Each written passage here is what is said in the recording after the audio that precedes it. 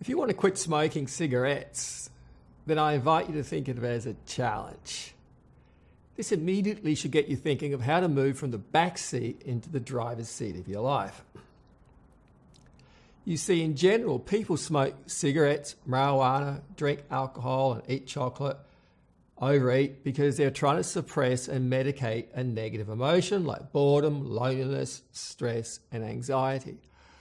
On the other hand, they're trying to bring in a positive feeling like confidence and relaxation. In some cases, they're trying to give themselves something like love or nurturance. So the bad habit has a positive intention. That is, it serves them in some way. More often than not, they are trying to quieten their internal dialogue, that is, quieten their mind. Now, some smokers will claim that they have an addiction to nicotine.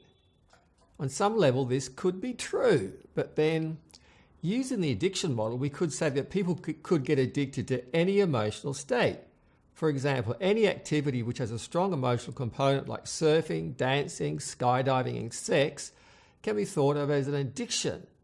But is this useful?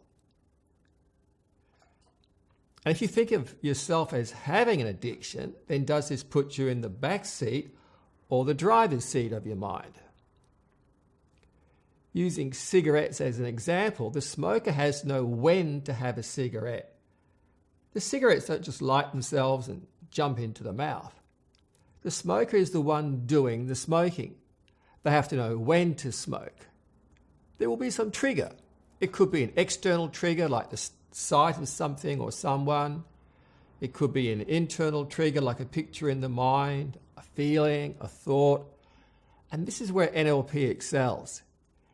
NLP gives us tools and techniques to help people get inside their mind and discover how it works, such that you can change your mind and behavior.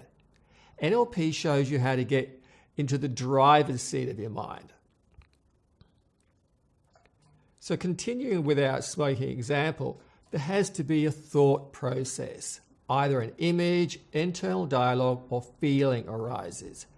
For example, the person thinks to themselves, I need a cigarette. And because of the way the visual, auditory, and kinesthetic cortexes are connected in the brain, there's a synesthesia between the senses.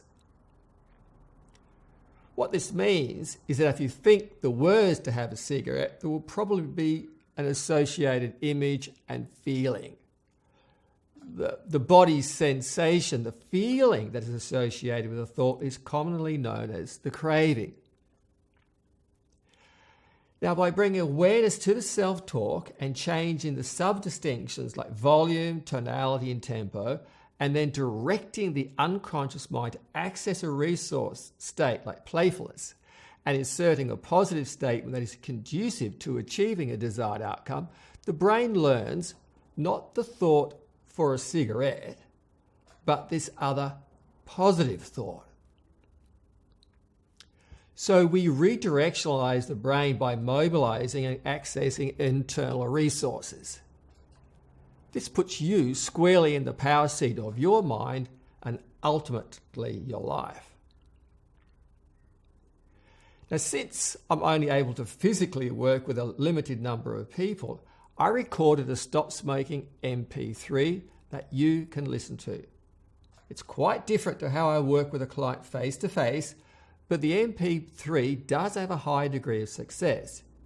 If you are interested, you can download it from my website. The link is in the comments box below. And if you want to learn how to get into the driver's seat of your mind and achieve personal greatness, then I invite you to subscribe to my channel. And I look forward to seeing you soon.